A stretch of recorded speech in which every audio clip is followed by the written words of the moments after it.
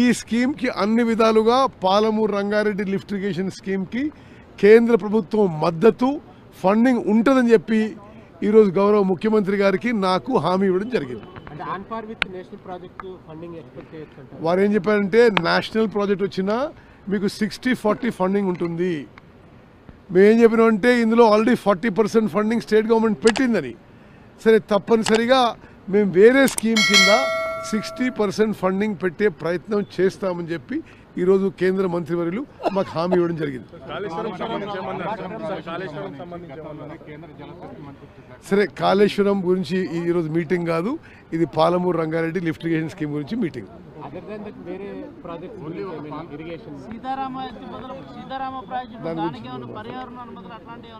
Okay, ఈ విషయం today meeting was about Palamuru Rangareddy lift irrigation scheme. రేపు రేపు ఒక నిమిషం. ఇప్పుడు గతంలో రేవంత్ రెడ్డి గారు పిసిసి ప్రెసిడెంట్గా, ఆ తర్వాత ముఖ్యమంత్రి అయిన తర్వాత పలుమార్లు తెలంగాణ పబ్లిక్ సర్వీస్ కమిషన్ని యూనియన్ పబ్లిక్ సర్వీస్ కమిషన్ మోడల్లో తయారు చేసి గతంలో జరిగిన విధంగా ఈ పేపర్ లీక్స్ ఇటువంటి జరగకూడదు, ఎఫెక్టివ్గా పెద్ద ఎత్తున రిక్రూట్మెంట్ జరగాలనే ఉద్దేశంతో రేపు ప్రత్యేకంగా 11 గంటలకి ముఖ్యమంత్రి రేవంత్ రెడ్డి గారు, నేను, చీఫ్ సెక్రటరీ గారు, అఫీషియల్ డెలిగేషన్ కూడా యూపీఎస్సీ చైర్మన్ గారిని, సోనీ గారిని కలవడం జరుగుతుంది.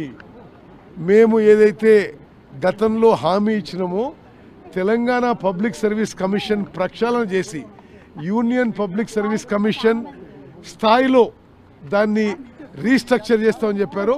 దానికి మొదటి స్టెప్గా రేపు 11 o'clock యూపీఎస్సీ చైర్మన్ని కలవడం జరుగుతుంది. సరే ఇది anyway just I in very briefly in English. One, we represented to the Central Water Resources Minister to consider Palamur Rangareddy lift irrigation scheme in Telangana as a national project and to give central funding for it. The ministers responded saying that we don't have anything like a national project status now, but considering on the basis of our representation that this is a drought hit district, that this is a fluoride prone area, we will try and accommodate in some other scheme and give funding for this Palamur Rangareddy lift irrigation scheme. Also, you know, unemployment is a very, very serious problem in Telangana. The previous government totally failed the unemployed youth of Telangana. So much so, what little recruitment they did was marred by paper leak and corruption.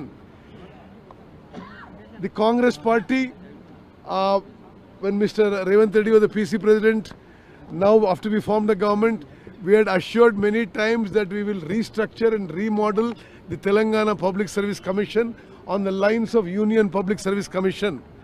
Towards that goal, tomorrow we are meeting the chairman of the Union Public Service Commission, Mr. Soni, at 11 o'clock, and we will be taking steps forward in the direction. Sir, are you accepting that offer, center offer, not to giving the national status, and instead of that...